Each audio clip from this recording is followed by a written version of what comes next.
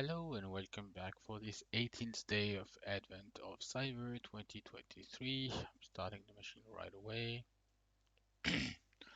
Today we'll be focusing on the blue team kind of task, a gift that keeps on giving. Identify the CPU and memory usage of processes in Linux, kill unwanted processes in Linux, find ways a process can persist beyond termination, and remove persistent process permanently. That's one way to identify different processes that shouldn't be running or kind of like don't aren't supposed to be running this way. And so by leveraging a few tooling or command line UI, you would be able to see how things are run and what are the processes that are currently visible and running in the system. Top is a way for us to identify those processes and in the terminal, because everything would be almost in the terminal. They will be displaying the PID, process ID, the user that is running it under, the CPU usage, the memory usage, and what is the command line that has been used, and even like the process name. We can see that in the top one, there is something that is using 100% of the CPU, and the command is A, which is weird because this is definitely not something for usual. The S status is showing that it's not interactive, and it's pretty weird until now. However, it's running under root, so might be interesting to look at that specific one. So the top view can be exited by hitting the Q key.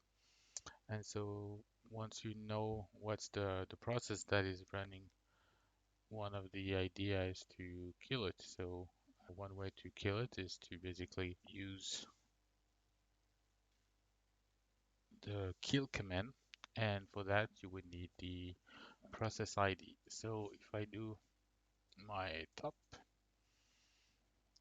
I have a process ID of 663 for the A command. And so if I go out now, oops, and I want to kill it, kill 663, oops, sudo kill 63. And now if I go back to top, I have another A, which is now PID 1870. So the process is still there, and that just means that command worked, but we have it's basically a new one because it's like 27 seconds now. So we kill the previous one. It's just that means that something is recreating it every time we kill it. So if we go back here, one way to recreate something is to use services or cron tabs. So one way to check the cron tabs are the command cron tab -L to list them.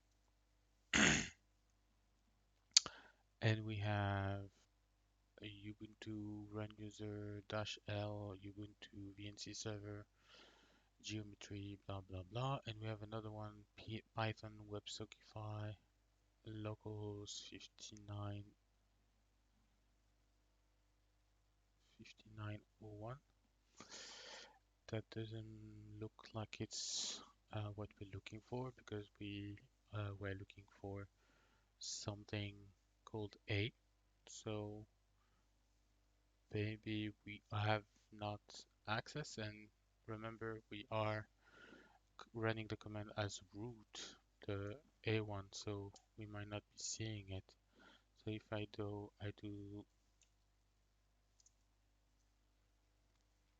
that and relist cron tab -L,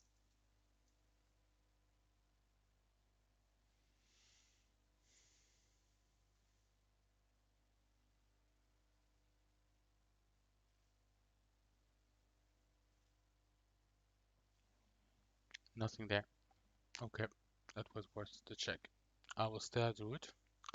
The first one I told you about was about the services because that's called daemon in on the Linux ecosystem, and it's preventing a command or process to die and or restart it right away, and you have um, access to being able to stop it, restart it, and check the statuses for them.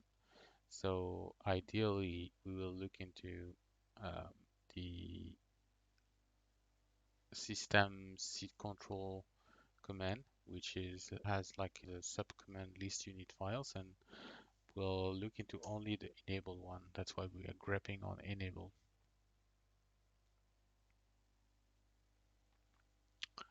So what do we have here? Let's go back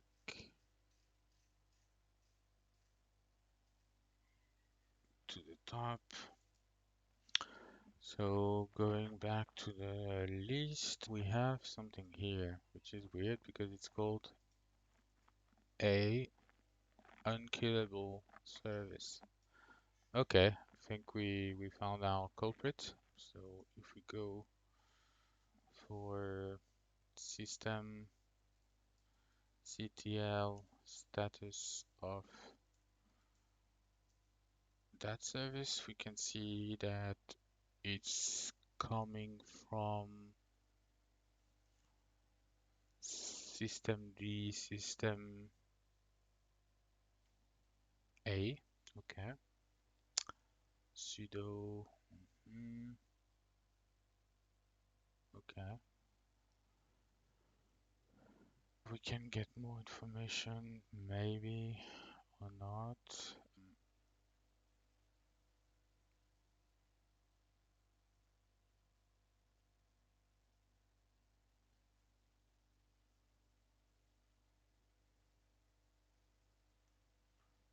It's actually also okay. Didn't see it. Merry Christmas, Merry Christmas.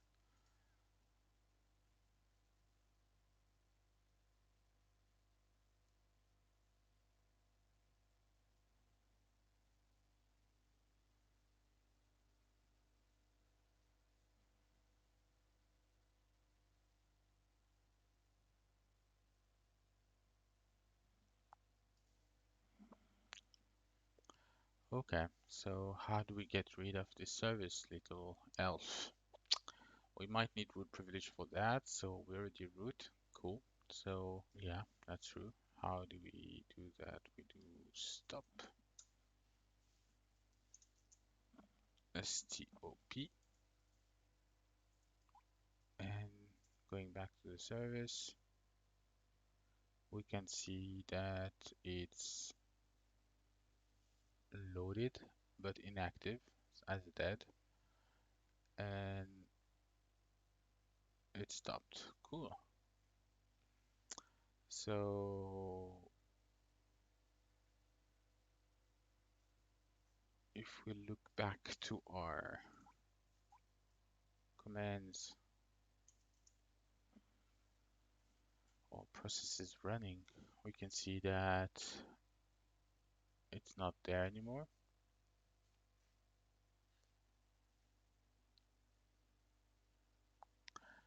And the only interesting way to do that is to just disable that one. So instead of stopping it, we are going to disable it. And now that it's disabled, we are removing the points. So the location of the A thing was in system D, system A. So if we go to etc system.d/system. Oh, I mistyped. It's not .d, but system.d right away.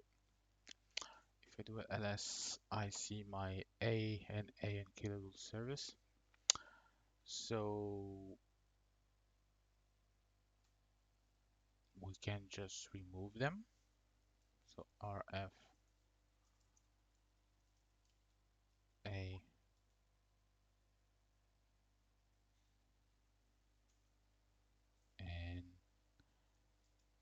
and kilovolt service. And now if I go check the status, it's not found anymore. Yay. So once we have done that, we could just restart all the services, and it's basically reloading all the configuration, which will then cleanse the dependency services again from whatever was there before.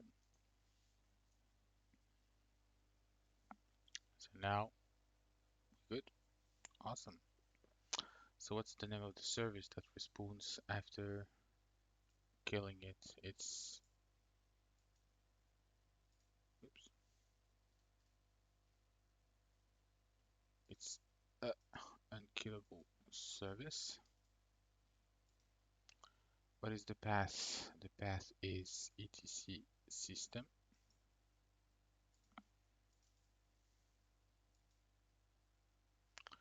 The malware prints a taunting message. When is the message shown? Randomly after a set of process, none of the above. We were having the message on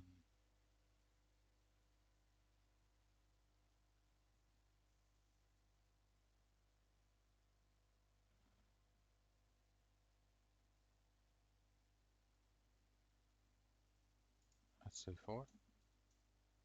Yeah, because there's nothing there besides just like displaying the message itself. So yeah, forensics is done. There's a rooms. There are definitely rooms that are going deeper into these details, but feel free to go for them and see you for the next day. Bye bye.